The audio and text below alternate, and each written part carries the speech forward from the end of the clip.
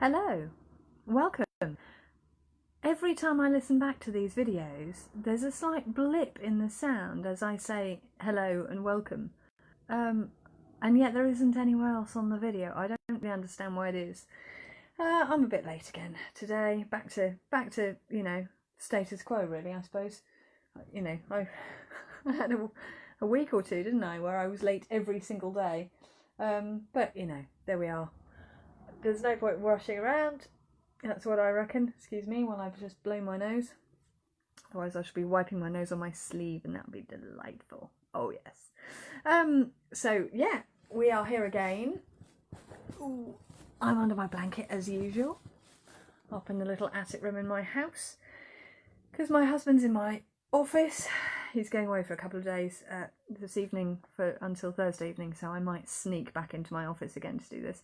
The trouble is, for the duration of the time that the kids are at home, I can't really do much in the way of work, except at this time of day. This is the only thing I can do. And so he may as well use my office most of the time, because of course he's working at home too. And it just doesn't feel like my office at the moment, because it's got machines and things in, because he's an engineer, and he designs machines. And yeah, it's just sort of, I feel like it's slightly been taken over. So even when he's not there, if I go in there, it doesn't really quite feel like mine, because it's full of his stuff.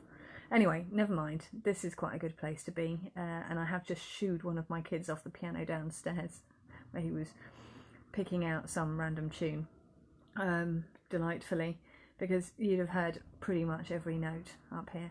Right, so the Falconer's Quarry. We had chapter 1 yesterday, where Joe went horse riding and got thrown off his horse and ended up, just shift that, ended up in another world.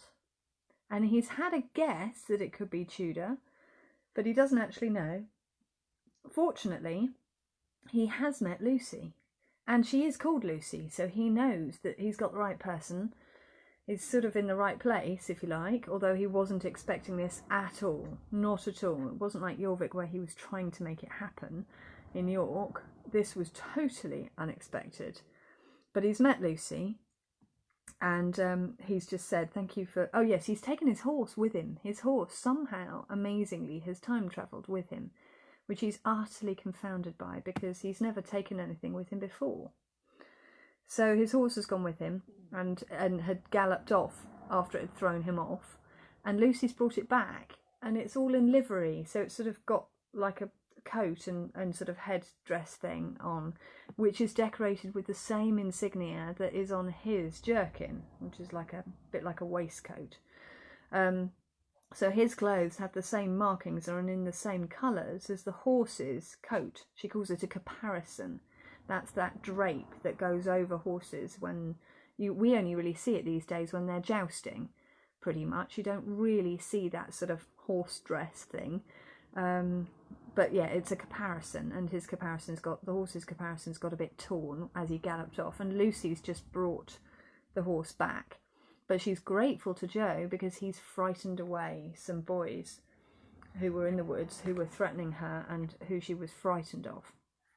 Okay, so Joe says, thank you for bringing my horse to me. I'm Joe. Chapter 2. Joe what? Joe Hopkins. Well, Joseph Hopkins, but everyone calls me Joe. It felt ridiculous to be introducing himself to her again. They'd done all this before, twice now. Joe Hopkins, Lucy repeated thoughtfully. You know, it's funny. I feel like I already know you. Joe's heart gave a little skip, but before he could reply, she went on, I don't recognise your name, though. You're from the Lord St. John's household, aren't you? That emblem on your jerkin, the 3 swords, that's his crest. That's a pretty good position when you're not from one of the great families. It is? I mean, it is. Joe tried to sound confident. Hopefully, once he'd won Lucy's trust, he'd be able to tell her who he really was. For now, though, he would have to pick up as many clues as he could about who he was meant to be. Who's your father? Lucy asked. How did he get you boarded out to Sir William Paulet? Joe hesitated. Was Sir William Paulet the same person as the Lord St. John? And who was he anyway? He weighed up his options. He could lie and say that Dad was an advisor to the King or Queen, but that would be risky without knowing what year it was. Even if he was right, and this was Tudor England, it could still be Henry VII, or Henry VIII, or Edward, or Mary, or Elizabeth on the throne. No, obviously that wouldn't do. Alternatively, he could own up now and tell her that he was from the future. But he really didn't want to scare her off again so soon. It was lovely just seeing her, even if it was a bit strange that she had no memory of everything they'd been through together. He ran his hand round the back of his head, thinking.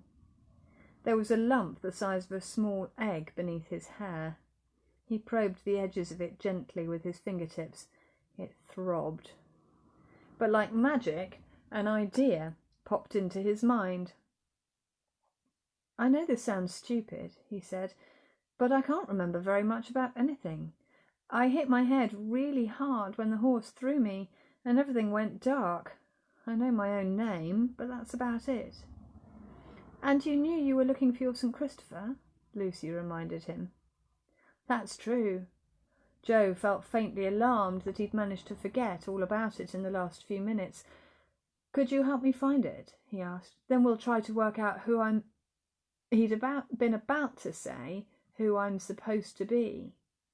Who I am, he finished awkwardly. She didn't seem to notice anything. Together they searched the ground around them. After a minute or two, Lucy called out in excitement, Is this it? Joe went over. Yes, he exclaimed, relieved. Thank you. She studied the St. Christopher in her palm. What incredible craftsmanship, she said. I've never seen this image on a pendant before. Look at the torrent of the river, and see how clearly you can make out the infant Jesus in St. Christopher's arms. Joe was astonished. Last time she hadn't had a clue what it was, even when he explained. You've heard of St. Christopher, then? Of course. There's a painting of him in the chapel at the castle. I think it's in most churches. They usually paint it near the door. Oh, Joe was perplexed. I wonder why that is. Churches don't have anything to do with travelling. Lucy looked puzzled. Travelling? Yes, he's the patron saint of travellers, isn't he? Lucy shook her head. Not as far as I know, she said. It's near the door, so that you're bound to see it as you go in. If you look at his image, you won't die an evil death that day. Didn't you know that? She looked at him curiously, then shrugged and went on. Anyway, if you own something as valuable as this, I'm not surprised you're a page for the Lord St. John. She handed the pendant to Joe, who took it. Later on, if he wanted to return to this time again, he would need to give it back to her. But he couldn't do that until he told her who he really was. So the Lord St. John is Sir William Paulet, is he? That's right. He's Chamberlain of the household. The household? Lucy laughed. The King's household, silly. The King. Joe waited, hoping she would be more specific. Goodness, you did get a bad bump on the head. King Henry VIII. It's the 36th year of his reign. Joe thought hard. He knew a bit about Henry, like 6 wives, and the sinking of his flagship, the Mary Rose. But he couldn't remember when Henry had been crowned, so he couldn't work out what would be 36 years on. What year it would be 36 years on. Then he had a flash of inspiration. Who's queen at the moment? Catherine, Lucy said. Joe went through the list of Henry's wives on his fingers. Divorced, beheaded, died. Divorced, beheaded, survived. But 3 of them had been Catherine. Which one? As soon as he'd asked, he realised he might have given himself away. If Henry was still married to Catherine of Aragon, None of his other 5 wives would have happened yet. Lucy smiled, and then looked immediately as though she wished she hadn't. "Catherine Parr," she said solemnly. Joe nodded. "His last wife." "How do you know that?" Before Joe could think how to answer, Lucy's cheeks reddened. "Of course, you're quite right," she said quickly. "He won't have to marry again.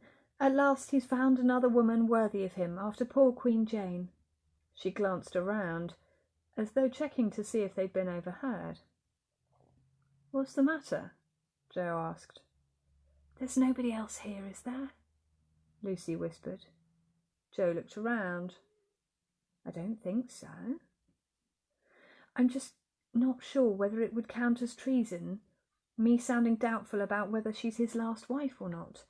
I'm not speaking against her, or him, for all his marriages. Oh, goodness, we shouldn't have started this. You won't tell anyone, will you?" Joe could see she was truly fearful. Of course not. He threaded the St. Christopher back on the chain and fastened it around his neck, slipping it down inside his collar. "So, if I'm a page in the household of William Paulet," he said, changing the subject, "what am I doing here? Does he live nearby?" "Not specially. You're on land belonging to Wardour Castle. That's where I'm living at the moment. My brother leases it from Sir Falconer Gravel. You were probably sent with a message for him, or for my father." Joe looked vaguely down at himself. He wasn't carrying anything except the purse, and there had been no message in there. Lucy went over to Joe's horse and delved into a leather saddle bag. "Here we are," she said, taking out a flat package. "Yes, look, here's the Lord St. John's seal." She held out the letter. It seemed to be a single, thick piece of paper, folded into an envelope so that the bit with the message was inside. Joe took it cautiously, afraid that it might be fragile. But of course it wasn't hundreds of years old. Not yet. On the front, written with a flourish, was a name he couldn't read. He examined the splash of dark wax on the back, where the edges of the envelope overlapped.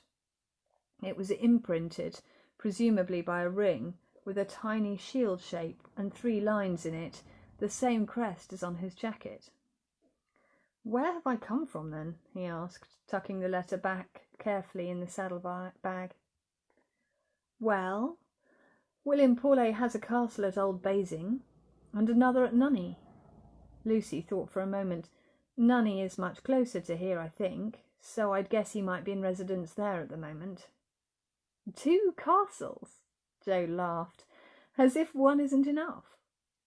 "What are you talking about? All the great noblemen have more than one residence." She went over and untethered her horse. "My brothers and sister move round the country with their households all the time." "I see," Joe said meekly. "What are their names?" "Matthew, Peter and Cecily," Lucy said. Joe smiled. "What?" "Nothing," he said. But it was reassuring to find that the names matched the ones the family had had before. Matthew would be Lucy's eldest brother, who'd been Matthias in Jorvik and Marius at Fishbourne. Peter had to be Peder or Petrus, a couple of years older than Joe, and Cecily must be Sorka from Jorvik, and Salustia before that. Her name in this world might begin with a different letter when you wrote it down, but it was the same sound. That just left her younger sister, Anya or Antonia, and of course Thorbjorn or Tiberius. Joe shuddered and pushed the thought of his old enemy from his mind. "My younger sister Anne is still at home," Lucy said, "but Cecily and Matthew have been boarded out for a while now. Matthew's with the Earl of Hertford." From the way she spoke, Joe realised he was supposed to be impressed. He raised his eyebrows and nodded, but she saw through him straight away. "The Earl of Hertford is Edward Seymour," she said impatiently, "the late Queen Jane's brother. It's a wonderful opportunity for Matthew." She gestured to Joe to help her mount her horse. He put his hands together to make a kind of step, and she pulled herself onto the saddle. Peter went into the service of the Marquis of Dorset in February, she said. Joe tried to think of a reply that would make up for his failure with Matthew. That's good, he said. At least Dorset's not too far away. Is she a nice person to work for? Lucy's brow furrowed. She? The Marquess. It's a man. Henry Grey. And Bradgate House isn't exactly close. It's near Leicester. Joe felt his cheeks flush. Why would the Marquis of Dorset live in Leicestershire? Perhaps the Earl of Hertford wasn't in Hertfordshire either. How confusing. He fiddled with the reins of his horse where Lucy had tied it up. Lucy's horse shook its mane and snorted, flapping its thick rubbery lips. Are you coming then? She said. Joe succeeded in untying his own animal. He looked doubtfully at the stirrup. It was a long way up. The woman at the riding stables had put out a box for him and Sam to stand on. That must have been less than an hour ago. It didn't seem possible. Why don't you walk him over to that fallen tree? Lucy's eyes danced with laughter. Then you can climb up on the trunk and get on. By the way, you've got a couple of leaves stuck to the back of your jerkin. Joe brushed them off, gritting his teeth. Already they were falling into the usual pattern where she either laughed at him or thought he was stupid. It was maddening. There were countless things he knew about that she didn't, like the solar system and photosynthesis and goodness knows what else. He had cousins in countries she'd never heard of, who he could see and talk to on Skype. She wouldn't even know what an electric light was, never mind the internet. Yet somehow he could never seem to use his knowledge in her world. Instead, he kept tripping up on all sorts of things that were common sense to her. And then he had to put up with her either teasing him or being pointedly patient. He wasn't sure which was more annoying. She turned her horse and began to ride back through the trees towards the path. Joe climbed into his saddle and followed. For a while they rode side by side along the woodland track without speaking. How old are you? She asked after a bit. 11, he replied tersely. I'm 11 too, she said. It was my birthday a couple of weeks ago, on the first day of the new year. For a minute or so they rode on in silence. Then Joe couldn't contain himself any more. That can't be right, he exclaimed. It's April, isn't it? She nodded. April the 4th today, Easter Eve. Joe blinked. Easter Eve must be the day before Easter, just as Christmas Eve was the day before Christmas. Today was Easter Saturday at home too, and it was April the 4th. How peculiar. Easter was never the same date from one year to the next. How unlikely that it should be the same date nearly 500 years apart. That wasn't the point, though. It was the New Year thing. Right, he said, determined. If it's the 4th of April today, then New Year's Day wasn't 2 weeks ago, was it? All right, 10 days if you're going to be picky. Joe counted back in his head. But 10 days ago was the 25th of March. She looked at him. That's right. Like I said, the first day of the new year. Joe looked back at her for a moment, then dropped his gaze. He'd fallen into another trap. This was exactly what he'd been thinking only a couple of minutes ago. There were so many pitfalls, even with the simplest things. He'd thought he knew a fair bit about Tudor England, but it looked as though there were going to be just as many things to catch him out as in Roman and Viking times. As they rode on, he wondered why it was that he found Lucy's world so addictive, when the experience could be so difficult. At the start, there was always the frustration of not knowing what was what. And even when he'd found his feet, life was usually much less comfortable than he was used to. In both Fishbourne and Jorvik, the beds had been scratchy, it had been dark indoors and often cold, and the food had frequently been awful. Things had happened, too, that had been quite terrifying. He didn't want to think about that just now. and yet he knew that within a day or two of being back in his own world, he would be longing to slip into Lucy's time again. It was partly Lucy herself, of course. Even though she irritated him sometimes, like now, all of his friends annoyed him now and they didn't have the excuse of being from another world. Beneath that, he liked her more than anyone else he knew. Despite the centuries that separated them, he felt as though they were on the same wavelength. And although she might not remember anything from one world to the next, they'd been through the most extraordinary experiences of his life together. That made him feel closer to her than to any of his friends at school. Ahead of them, the trees were beginning to thin. He could see blue sky through the branches, and the track they were on sloped steeply downwards now. All at once, a castle came into view. Joe gasped. It was like something out of a film. A hexagon of gleaming white walls rose proudly from green lawns. Pennants of red and blue fluttered over the battlements. Red rosettes had been painted along the tops of the walls, and the many glittering windows were hung with brightly coloured shutters. 2 great square towers flanked the entrance, and Joe could just make out the teeth of a raised portcullis inside the doorway, making it look like a giant mouth. "It's magnificent, isn't it?" Lucy glowed. "My father has a manor in the north where we live when he isn't at court, but it's nothing like this. You see the hexagon shape? That's unique. There's nothing like it in all of England." "It's beautiful," Joe breathed. "What did you say it was called?" "Wardour." "Wow. I wonder if it's still there," he murmured to himself. But of course it would be just a ruin in his own time if it existed at all. A few broken walls, perhaps some foundations. Lucy was bewildered. "What do you mean, if it's still there? Can't you see it?" Joe grinned. "Forget it. I didn't mean anything. It's incredible. It really is." "Right." She didn't sound entirely satisfied. "Come on then. Let's go on down. You can deliver your letter and I'll go and find Tobias."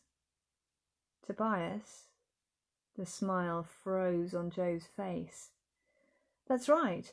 I was riding out with him this morning. I'm not allowed out on my own. We were racing, but he's much faster than me. He'd got ahead. That's why I was alone when I was ambushed." Joe swallowed. Tiberius, Thorbjorn, Tobias. It had to be him. And now Lucy was planning to go and find him. He felt a shiver pass over his skin. She clearly had no idea what the older boy was capable of. At the very least, he'd left her to be attacked by a gang of youths. What if he'd actually planned it? "Why don't you show me where to deliver the letter?" Joe suggested, a little croakily. "Then I'll come and find Tobias with you." Lucy smiled. "I really don't think you need to." "I do," Joe insisted. "All right then, if that's what you want." She shrugged. "We'll go together." So that's the end of the chapter. Joe hasn't managed long this time without encountering Tobias, has he? Which is a shame. Sometimes he gets a little longer before he meets his enemy from the past. But this time we're going to be in chapter 3 already. So there we are. Old Wardour Castle. It does still exist. And Joe, of course, will go there in the present when he gets back to his own world. It is a ruin, but it is a marvellous ruin.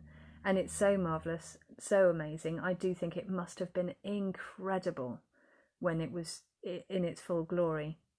When I wrote this book, I sent a draft of it to the curator at Old Wardour Castle, and she took a look at it for me to make sure that I'd got the castle right as well as they could imagine, the people who actually know about this sort of thing. And she said I'd described it as they thought it had been, which I had tried to. I'd gone to Wardour and done my homework and done some research and been to the history centre in Swindon and all that sort of thing. So I had really made an effort to get it right. But I do think it must have been amazing. What an incredible place. Anyway, sadly, we can only go there as it is now, but I really recommend you look it up, especially if you live anywhere near Salisbury, which is where I live. It's over towards Tisbury. It's called Old Wardour, and it's on the English Heritage website, and it's well worth a visit, although, my goodness me, it's off the beaten track. Right, that's it for today. I will see you all tomorrow, same time, same place.